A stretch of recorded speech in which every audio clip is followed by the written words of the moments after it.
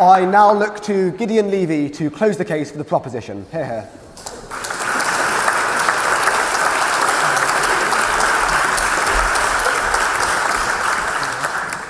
First time in my entire life that I don't belong to the opposition. And this says something.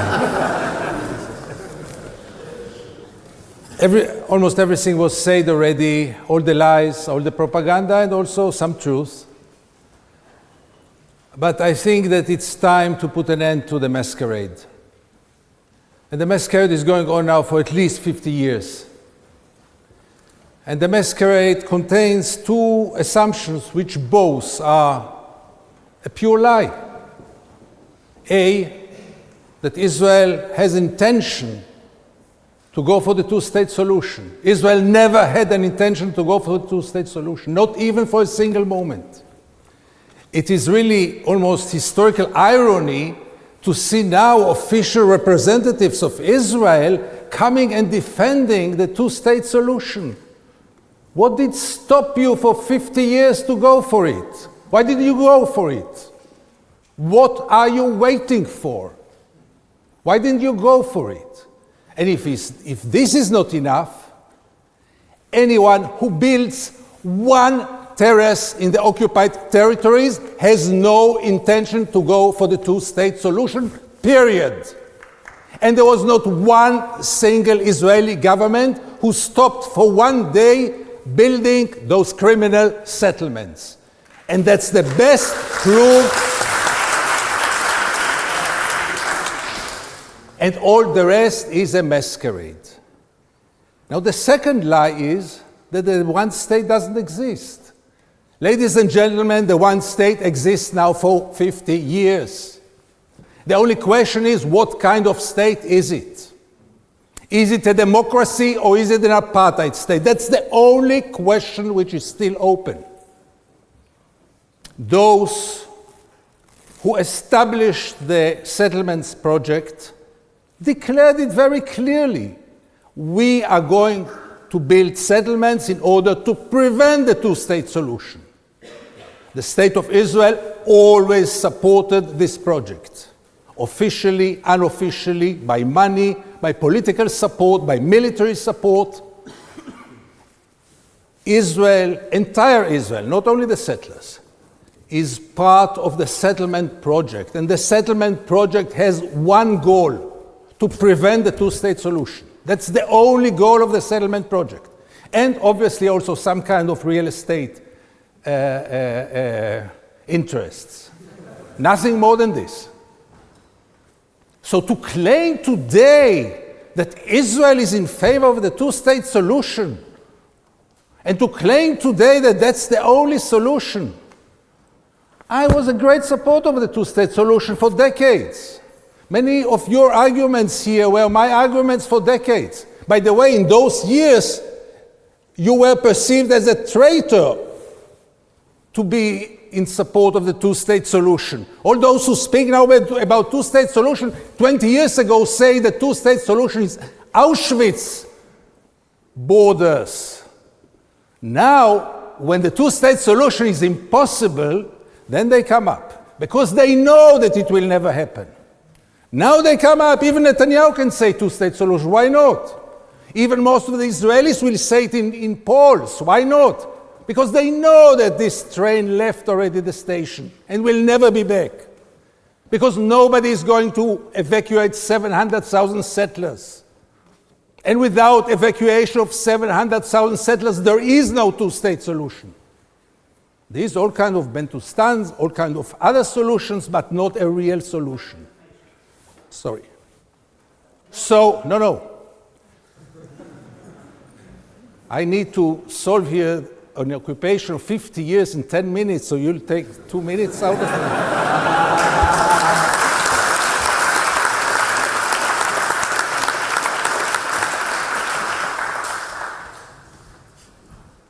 Guys, it's not about peace. It's not about symmetry. There is no symmetry. Forget about symmetry.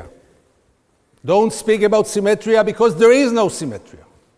I would even suggest that there is no conflict. Was there a French-Algerian conflict, there was a brutal French occupation in Algeria, which came to its end. And there is no Israeli-Palestinian conflict. There is a brutal Israeli occupation which must come to its end one way or the other. One way was the two-state solution. One way was the two-state solution. It's a fair solution. Israel did anything possible to destroy it in an irreversible way. And now we are left only with the other alternative. There is no third way. And the one state is now 50 years old. In the front of it, there is a democracy for the Jewish citizens of Israel, with many cracks. And now with our new elected defense minister, we'll have even more cracks, but we can still claim democracy. The second regime is to our Palestinian citizens, to what we call the Israeli Arabs, who gain some kind of civil rights, but are discriminated systematically.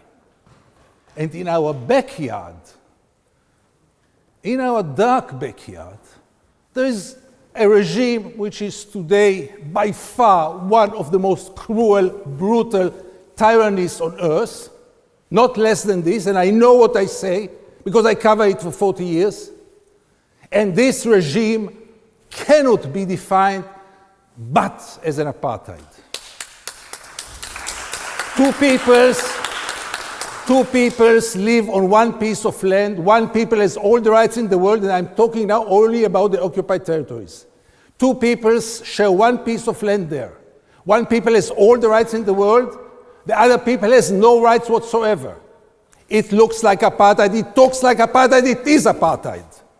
And nobody can contradict it. Nobody who had been there. Nobody who is fair enough to look, go to the Jordan Valley, see the prosperity in the settlements, and then go and see the Palestinians who live there without electricity, without water, without any rights. And then tell me if it's apartheid, or you might invent it another title. This must come to its end. And not until the Israelis will be ready for it, and not until the Israelis will overcome all their fears and complexes and memories. This must come to its end because it's now a third generation of Palestinians who live under it, and this is unacceptable in the 21st century.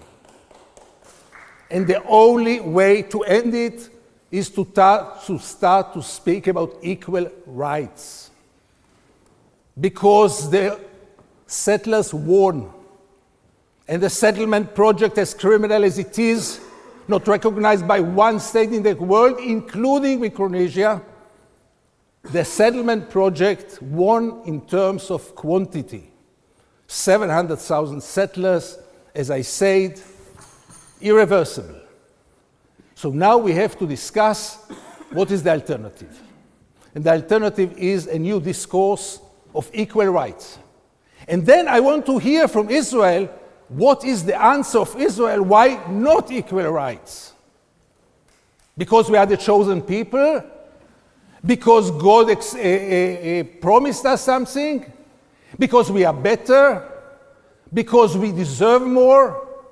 What reason can an Israeli official give to lack of equal rights on this piece of land? And we have to get to the core of it. And the core of it is equality. Not peace, but equality. And the day that the Israelis will realize and recognize that the Palestinians have exactly the same rights as they, but exactly until the last inch, this will be the day that things will be solved. And then all those descriptions of civil war and this anarchy and Ireland and the one state will not work, try them. Give them equal rights, first of all. And you know what? By the end of the day, nobody can guarantee anything. Nobody can guarantee anything, sure not. But when I steal your car, I am not in a position to put conditions for returning the car. First of all, return the car. And the only way to return the car is now giving equal rights to the Palestinians. And the last sentence.